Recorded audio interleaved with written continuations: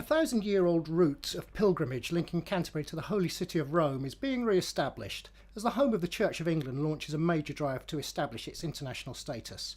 The Via Francigena winds its way 1,150 miles across Europe and is set to become a tourist route as 21st century walkers and cyclists retrace the steps of an archbishop more than a millennium in the past. Councillor Harry Cragg knows that Canterbury has had a long association with pilgrimages. Can you give us a little bit of history, please, Councillor Cragg?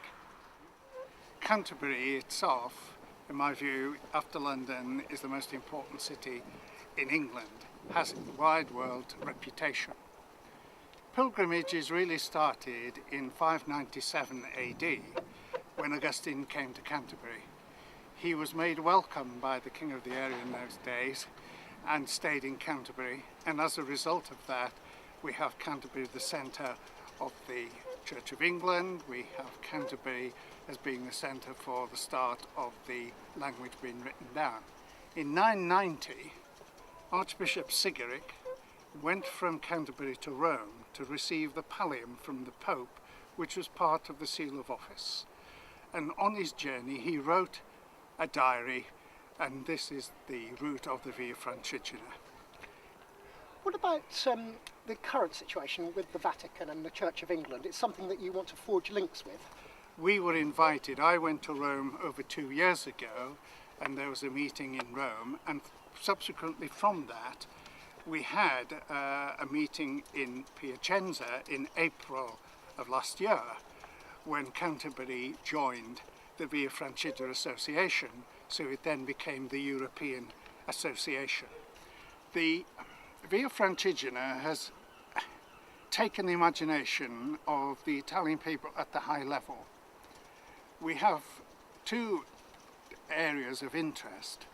One is the religious interest, and obviously that's where the church, so we're talking about pilgrimages, but we're also talking about cultural routes.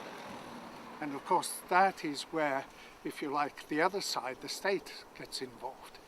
Senor Prodi has very much supported the Via Francigena, and I went out 3 weeks ago to witness the unveiling of the first signpost in Italy that Prodi had, the government had paid for. Something of the order of €6 million are being spent on signposting the Via Francigena throughout Italy.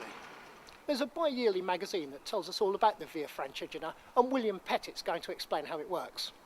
Yes, the magazine comes out once every 6 months, and it's a bilingual English and Italian book all about things to do with the pilgrimage route from Canterbury to Rome. And the issue coming out next week, which will be actually launched here in Canterbury at the Kilometre Zero Stone, will talk a lot about the cycle ride from Canterbury to Rome that happened last year and its impacts.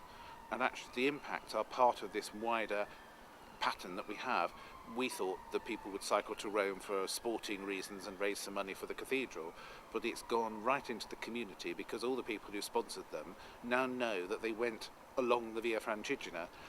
On the way, they now know what the Via Francigena is, and they've given some money to help the cyclists on their way. So it's had a much bigger impact than we might have imagined. It's also raised the profile of Canterbury significantly along the route because the cyclists stopped in various partner towns along the way and were hosted and wined and dined in some cases and given gifts, and when they reached Rome they were taken right into the centre of St. Peter's where they were read a message from the Pope congratulating them on their journey. So it's hugely important actually for Canterbury's general profile, and it helps us do some tourism marketing without actually spending any money. And the route takes in some of the most beautiful scenery in Europe, doesn't it? Yes, it's a very attractive route. To walk it takes 50 or 60 days, to cycle it took nearly 20, but we're hoping that people will perhaps do a bit of it for their holiday, or you could find yourself in Kent on holiday and walk that bit, you could find yourself in Tuscany on holiday and walk that bit, and we know of a lot of groups who are doing a fortnight's chunk a year. There's a group from Switzerland who are going to arrive here in 2011, they know they are, and they're doing a fortnight a year coming all the way from Switzerland to Canterbury. Okay then, let's take the first steps on the road to Rome. Well, we've got 1,150 miles to go, via Reims, Lausanne and Piacenza before we get to Rome. I just hope the pizza will still be warm and the wine's properly chilling.